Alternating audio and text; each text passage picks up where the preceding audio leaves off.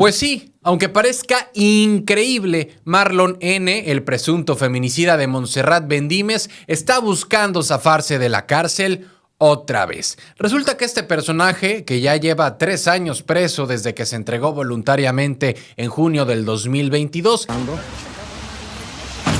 favor, hágase un lado, por favor, de favor. Más rápido. acaba de promover un amparo. El objetivo, que se le quite la prisión preventiva que le volvieron a dictar desde hace unas semanas. Este nuevo movimiento legal lo metieron el pasado 25 de junio del 2025 allá en un expediente en Boca del Río. Básicamente quieren echar abajo la decisión más reciente del juez que le impuso 4 meses más de prisión preventiva en lo que sigue el juicio. Y eso obviamente ha provocado bastante indignación, sobre todo entre los colectivos feministas y la familia de Monse. Del feminicidio y homicidio de mi hija no quede impune, que se haga justicia.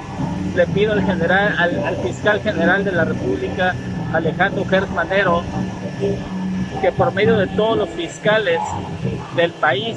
Porque hay que decirlo claro, este caso se ha ido alargando con audiencias pospuestas una y otra vez y aún no hay una sentencia. Pero tengamos un poco de contexto para quienes no tengan tan fresco el caso, porque Monse fue brutalmente agredida en su casa en Boca del Río el pasado 17 de abril del 2021. Tenía apenas 21 años, estudiaba ingeniería en la UVM y según las investigaciones fue golpeada por Marlon, su entonces pareja, y este ataque le provocó fracturas en el cráneo, el cuello y un brazo. Estuvo en coma varios días hasta que lamentablemente falleció el 23 de abril. Antes de eso, alcanzó a identificar a Marlon como su agresor y lo más fuerte de esta historia es lo que pasó justo después del ataque, porque en lugar de pedir ayuda a una ambulancia o a las autoridades, Marlon le habló a sus padres y fueron ellos quienes, en vez de llamar al 911, la llevaron por su cuenta al Hospital Millennium. ¿Y qué creen? Ni siquiera se quedaron a esperar ni avisaron lo que había pasado. Solo la dejaron ahí, gravísima, y ese detalle no se les olvidó a las autoridades. Por eso, en abril del 2023, los padres de Marlon también fueron detenidos por el delito de omisión de auxilio. Les dieron 1 año de prisión preventiva, pero terminaron saliendo antes porque la fiscalía cometió errores en el proceso. De regreso con Marlon. Cuando se supo que las autoridades habían cateado la casa de su abuela en Mérida, él se entregó voluntariamente. Esto fue el 3 de junio del 2022. Lo detuvieron en las oficinas de la Comisión Estatal de Derechos Humanos allá en Jalapa.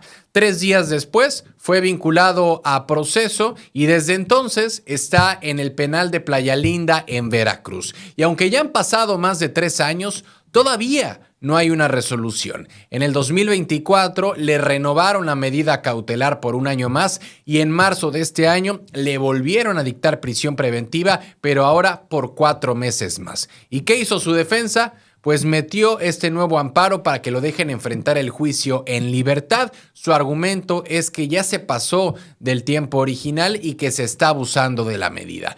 Y es que, a ver, el problema y lo que tiene a mucha gente furiosa es que no es cualquier caso. Se trata de un feminicidio que ha dolido muchísimo en Veracruz y que ha sido bandera de lucha para muchos colectivos que exigen justicia. Para ellos, permitir que Marlon enfrente el juicio fuera de prisión sería un retroceso brutal. Y más considerando el nivel de violencia con el que fue atacada Monse y cómo toda la familia intentó ocultar lo que había pasado.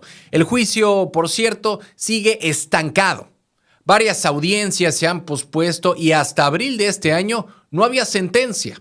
Y es que la historia de Monse no solo es dolorosa, también nos deja claro lo que todavía falta por hacer en este país en términos de justicia, porque el caso ha puesto a los reflectores sobre cómo funciona o no funciona el sistema judicial, sobre todo cuando se trata de violencia contra las mujeres. Ahora queda en manos del juez decidir si este amparo prospera o no, pero lo cierto es que la sociedad veracruzana y muchas personas en todo México están atentas, esperando que la justicia no se doble, porque si algo está claro es que Monse no puede hablar, pero su historia sigue gritando por justicia. Noticias locales. En Veracruz, por fin se puso un alto legal a quienes le fallan a sus familias y todavía pretendían vivir del erario. Ahora sí es oficial, si debes pensión alimenticia o tienes antecedentes por violencia de género, olvídate de trabajar en el gobierno, competir en una elección o ser nombrado en un cargo público. Esta nueva reforma, aprobada por el Congreso local, te cierra la puerta, al menos mientras sigas en esa situación. Esta medida fue avalada por unanimidad en el Pleno del Congreso y sí, todos los partidos votaron a favor y no es para menos. Se trata de una reforma a la Constitución del Estado de Veracruz que refuerza la famosa política del 3 de 3 contra la violencia. ¿Y qué significa esto? Que cualquier persona que esté en el Registro Nacional de Deudores Alimentarios o que haya sido sancionada por violencia política contra mujeres o incluso que tenga una sentencia firme por violencia de género, ya no podrá ocupar un cargo público en Veracruz. Y no es una ocurrencia local. Esta reforma es parte del proceso de armonización con la Constitución Federal, donde ya se había establecido esta exigencia desde hace meses. Lo que hizo el Congreso veracruzano fue aterrizarlo en su legislación estatal.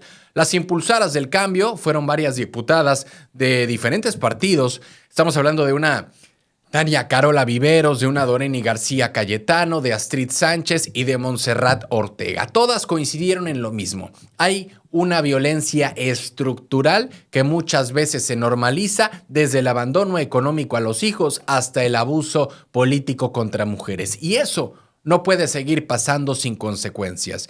Lo más relevante es que el dictamen no solo se quedó en buenas intenciones, está redactado con tal solidez jurídica que será difícil impugnarlo. Quien esté en falta no podrá eludir la norma con argucias legales. Y sí, durante la discusión varias voces se alzaron con mensajes claros. La diputada Doreni García Cayetano, por ejemplo, dejó claro que no puede haber lugar en el servicio público para quienes abandonan a sus hijos o agreden a mujeres. Dijo que con voluntad política las cosas sí pueden cambiar y esta reforma es prueba de ello. Además, dejó claro que quienes hayan sido sentenciados por delitos de violencia no podrán regresar a cargos públicos hasta que se cumpla el tiempo de su condena. O sea, no es para siempre, pero mientras se cumple la sanción, no pueden representar a nadie. Por su parte, Tania Cruz del Partido Verde resaltó que este cambio manda un mensaje fuerte, especialmente a mujeres, a niñas y a niños, donde la ley las respalda, que ahora hay límites y que desde la misma Constitución del Estado se establece un freno a quienes han violentado. Y Elizabeth Morales del PT también fue directa. El servicio público no puede ser un premio para quienes han fallado en lo más básico, que es cuidar y respetar a su propia familia. Dijo que con esta reforma se da un paso hacia un gobierno más ético, más digno, y hasta Héctor Yunes del bloque Veracruz Nos Une respaldó la propuesta. Reconoció que en este país durante años se ha normalizado la impunidad y si queremos instituciones más sanas, entonces hay que empezar por no permitir que quienes han agredido, abandonado o abusado puedan representar al pueblo veracruzano. Así que con esta reforma, el Estado se suma a una tendencia nacional que exige mayores estándares éticos para quien quiera trabajar en el gobierno. Y ojo, esto aplica tanto para cargos electos como para designaciones directas o empleos en la administración pública. Es decir, ya no bastará con tener estudios, con tener experiencia o relaciones políticas. Si tienes antecedentes de violencia o estás incumpliendo con tus responsabilidades básicas